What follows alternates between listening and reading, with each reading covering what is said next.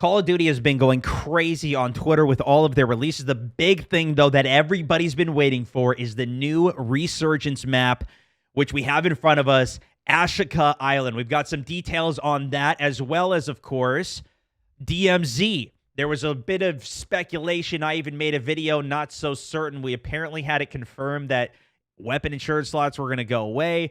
I was not so certain based off the wording of their blog post that it was.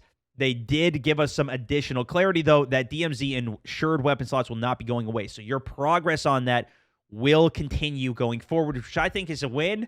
I do think it's fine if they do reset some of the missions or give us more to do, especially because they are changing the missions, especially if you've already got your tier 3, then it gives you kind of more to continually progress towards. But the progress that you have made will carry forwards.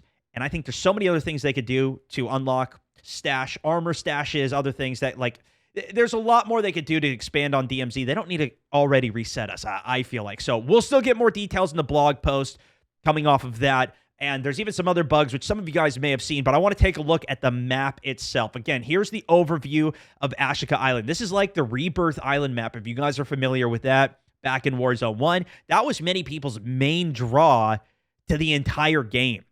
And understandably so. It was faster paced, kind of like multiplayer for, you know, all the people who mostly play Call of Duty and have for a very, very long time. Well, they also came up with Fortune's Keep later on in Warzone 1. That was also massively popular. At least I really enjoyed it. At least I would say more so than even Caldera. Again, more in the veins of it. And they've had nothing now for months. They took away Rebirth Island. Fortune's Keep is out of Caldera now, Warzone Caldera, which I have gone back and played a couple times in these videos. This is our new replacement for it. So top down, we have kind of the castle in the middle, which is kind of like the Rebirth jail cell, maybe. And then you do have some outskirts areas around here that still do have a decent amount of cover, it looks like, on the way out towards it. And we do have a couple screenshots of those. The most notable thing here, though, is this is actually a little insert. You can go inside, which we'll see a photo of, but there's so much more water here, right? Because you can actually swim in this game as well, especially if you're fighting at port. I think there's a lot more potential. So this is one of the shots that we have here at the town center right over here. You see a lot more water. You can see the castle up at the top, as well as some nice trees, bridgeways, boats. Definitely are going to be going through here. Internally here, then, I think this is where this bridgeway kind of goes into the caves, right? This is what I was talking about before. And my guess is going to be more like Fortune's Keep, which also had these areas and even zip lines that went up to the top, although that had a lot more holes throughout the entire map. And I think overall, as long as they keep this fast-paced, this is what was always so good about Rebirth, is like you would immediately spawn back in. You're always in action. There's enough players on the map. When you die, it's fast enough to get a quick resurrection.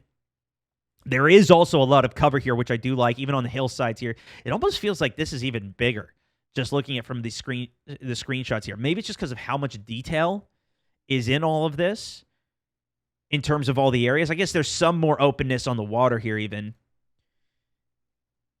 But as long as they keep this very quick and they give you options for outplaying people, right? Maybe not as much even here. Like, look at how much open area there is, but there's a bit of cover, there's a bit of walls. But what I'm looking for is, like, where's the vaulting option? So here you can see you'll be able to climb. You'll probably be able to climb up to the exterior here, which is great if you can get on the roofs.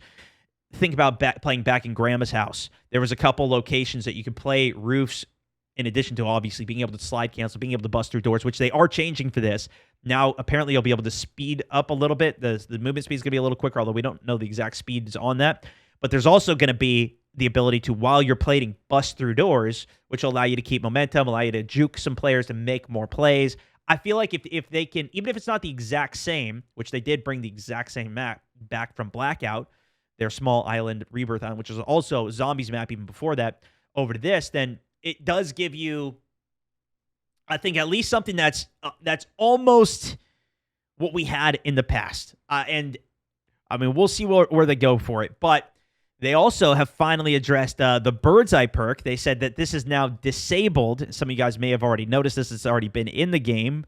but this is a perk that was completely busted. At least it was super powerful. It did end up on the Trello board saying that it actually was broken, and they ended up taking it out of the game because you could get through Ghost UAVs. It was basically a free advanced UAV, as well as it would even show you UAV pings on enemies' UAVs.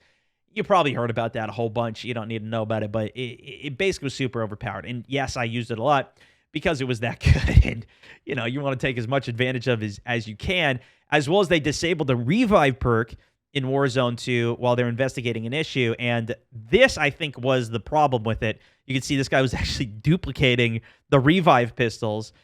Maybe there was also problems because, like, you would have 4 charges of it, but when you self-res, they would consume all 4 of them, which maybe that makes sense because it'd be too overpowered to have one slot be 4 self-reses would be dumb.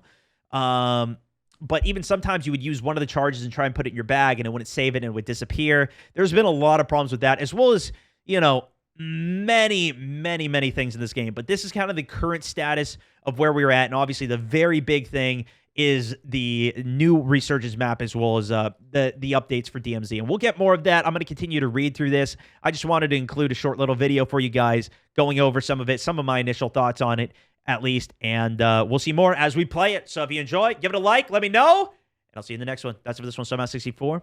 Over and out.